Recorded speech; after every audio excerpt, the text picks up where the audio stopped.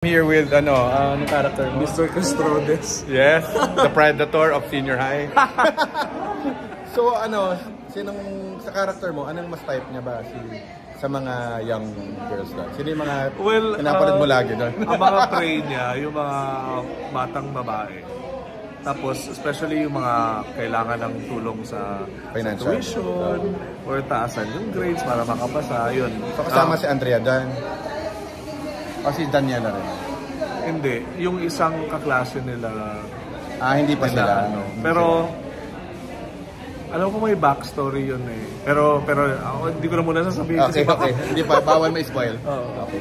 So tell me lang, how does more about Andrea working with Andrea Bulan?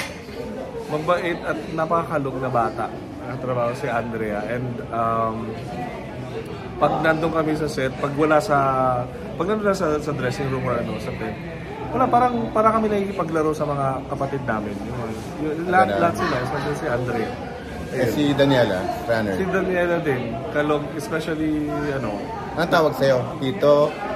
Ano ba tawag sa kanya? Daniela. Tito yata or kuya? Kuya, mas maganda, mas bata. Magalang na mga magalang na mga bata. Tapos, pag ang layo ng mga, like for example si Daniela, ang layo ng character niya sa totoong buhay niya.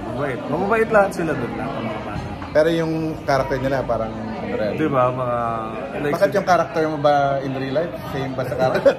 Hindi malayo. No! Malayo, depende. Masama yun. Good boy ka naman. Very, very good boy. So yun nga, if you play a character that's parang villain or malaswa, it doesn't mean that that's you in real life, diba? There's nothing negative with that, no? No. Kasi may someone na binigyan ng offer, ganun yung role.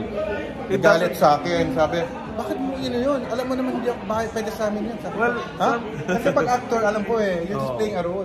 From my experience, marami nag-approach, kunyari sa mall, hi sir, nakakainis po yung role nyo, pero picture tayo. Nakakainis sa role, kasi kontrabida ka rin dyan. Parang gano'n. Mas nakilala ka doon, no? I think so. So may fans club ka na ba? Wala naman. Anong name if ever? The Tenyatics? The Floydies? Ano ba? Kayo mag-isip. The Tenacious? Anything crazy, yeah. That would best fit my Like si Dulce, nagka-fans club na naging hurado siya. Pero before that, before wala siyang fans club daw. Baka magkaroon ka na rin sa dami ng labas mo. Bagman, anong gawin sa Bagman? Hindi ko alam kung pwede na sabihin niya. Bawal pa, pero okay lang na you're part of it. Yeah, I'm gonna be part of limited scene. Okay ko yung Bagman. Dapat may bag lagi. Superman. Maganda, Superman. I'm excited. Congrats, Floyd. Ang dami mong ganap. Thank you.